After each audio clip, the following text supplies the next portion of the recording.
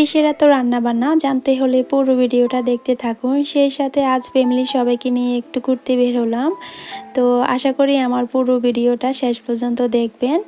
তো আম্মা হচ্ছে গিয়ে এদিক দিয়ে পলি থেকে চিংড়ি মাছ বের করে নিচ্ছে, বের করে চিংড়ি মাছগুলো গনে নিচ্ছে। তো সেই হিসাবে রান্না করবে, এই জন্য হচ্ছে গিয়ে চিংড়ি মাছগুলো এক এক করে সবগুলো গনে নিচ্ছে। তো এই মুহূর্তে যারা আমার ভিডিওটি দেখা শুরু করেছেন প্লিজ একটা লাইক দিয়ে ভিডিওটি দেখা শুরু করবেন। সেই সাথে যারা নতুন এসেছেন আমার চ্যানেলে প্লিজ চ্যানেলটাকে সাবস্ক্রাইব করে দিবেন। আর যারা অলরেডি সাবস্ক্রাইব করেছেন তাদেরকে অসংখ্য ধন্যবাদ। অনেকে হয়তো এখনও জানতে পারেন নাই আজ হচ্ছে গিয়ে কিসের জন্য এত রান্নাবান্না। তো আজ হচ্ছে গিয়ে আমার বাবার বাড়িতে মিলাদ পড়ানো হচ্ছে, সেই জন্যই হচ্ছে গিয়ে এত রান্নাবান্নার আয়োজন। আব্বা হচ্ছে একদম সকাল সকাল বাজারে গিয়ে ব্যাগ ভর্তি করে মিলাদের জন্য যা যা লাগবে সব কিছু নিয়ে আসছে। তো আম্মা হচ্ছে গিয়ে এই দিক দিয়ে গরুর মাংসগুলো আলাদা করে নিচ্ছে আর হাড়গুলো আলাদা করে নিচ্ছে। তো আমাদের এদিকে হচ্ছে যখনই মিলাদ পড়ানো হয় না কেন সবাই হচ্ছে একদম ডাল দিয়ে গরুর মাংসের হাড় দিয়ে রান্না করে। তো এটা হচ্ছে আমাদের এদিকের একটা ফেমাস খাবার মিলাদের জন্য আর কি।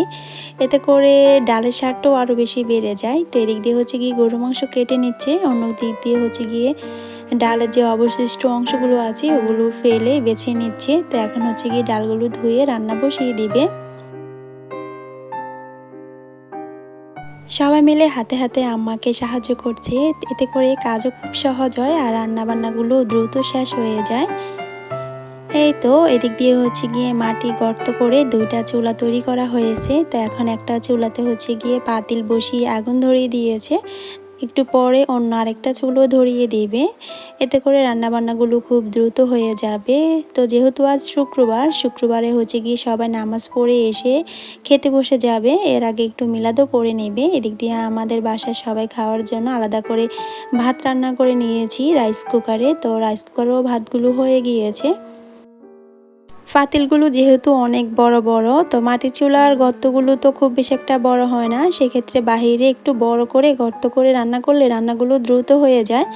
তো এদিক দিয়ে হচ্ছে গিয়ে গরু মাংস খুব ভালোভাবে কষি এখন ঝোলের পানি দিয়ে গরু মাংস রান্না করে নিচ্ছে। তো এক এক করে সবগুলো রান্না হয়ে গিয়েছে। তো এদিক দিয়ে হচ্ছে গিয়ে হুজুররা চলে আসছে। তো এখন সবাই মিলে হচ্ছে গিয়ে মিলাদ পড়ি, তো সবাই খাবার খাবে আর এর মধ্যে টেবিলে হচ্ছে গিয়ে আমরা সব কিছু রেডি করে নিচ্ছি। এই তো সবাই চলে আসছে মিলাদ পড়ানোর জন্য।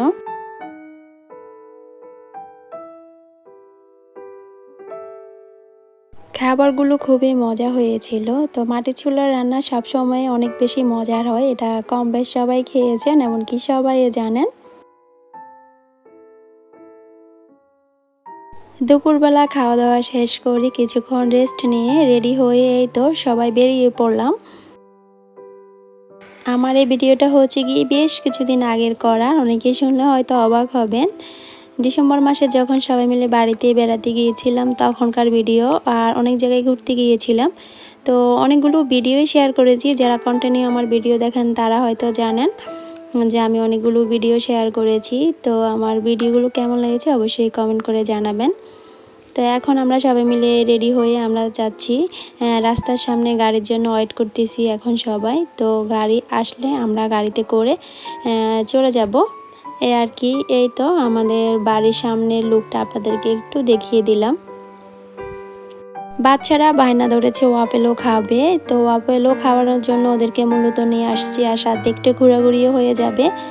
তো ওই রেস্টুরেন্টটাতে হচ্ছে গিয়ে এত বেশি ভিড়, ওখানে বসারও কোনো জায়গা নেই। তো সাথে যেহেতু হাজীগঞ্জ গার্লস স্কুল, তো গার্লস স্কুলে হচ্ছে গিয়ে মাঠে এখন আমরা আসছি একটু সময় কাটানোর জন্য। এর মধ্যে হচ্ছে গিয়ে ওয়াপেল বেস্টে একটু খালি হয়ে যাবে। তো বাচ্চারা হচ্ছে গিয়ে একটু পর পর একটার পর একটা পড়ে যায় এ আর কি। বাচ্চাদেরকে নিয়ে খোলা কোথাও জায়গায় ঘুরতে গেলে এ আর কি অবস্থা হয়।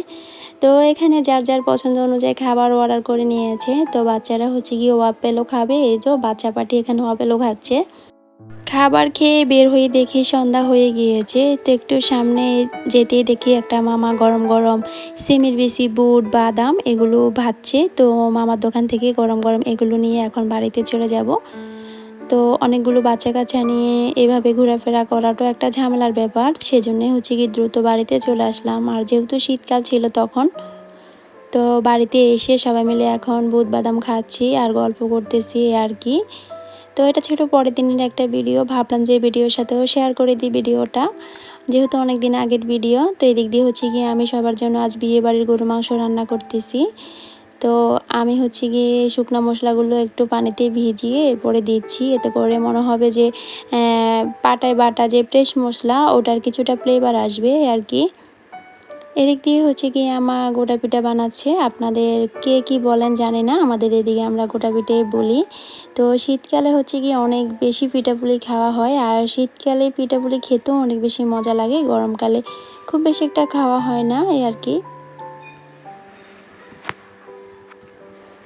তো আমার বিয়েবাড়ির গরু মাংসের লুকটা অনেক বেশি সুন্দর আসছে, ধোয়ার কারণে খুব বেশি একটা বোঝা যাচ্ছে না গরু মাংসটা, একদম কালারটা অনেক সুন্দর আসছে আর খুব বেশি একটা ঘ্রাণও ছড়িয়েছে। রান্নাঘরে বসে আম্মা আমাদের জন্য তেঁতুল দিয়ে পেয়ারা মাখা করলো, আর এই পেয়ারা মাখা খেতে অনেক বেশি মজা হয়েছিল, দেখে এখনও জিভে জল চলে আসছে। এদিক দিয়ে আমার রোস্ট রান্না করা হয়ে গিয়েছে, একটু পরে হচ্ছে গিয়ে আমি চিংড়ি ভুনা করে নেব। অফ ক্যামেরায় আমি চিংড়ি ভুনা করে নিয়েছি, আর চিংড়ি ভুনার লুকটা দেখতে যেমন সুন্দর আসছে, খেতেও অনেক বেশি মজার হয়েছিল। তো আমার ভিডিওটা এ পর্যন্তই, দেখা হবে নেক্সট কোনো ভিডিওতে। সবাই ভালো থাকবেন, আল্লাহ হাফিজ।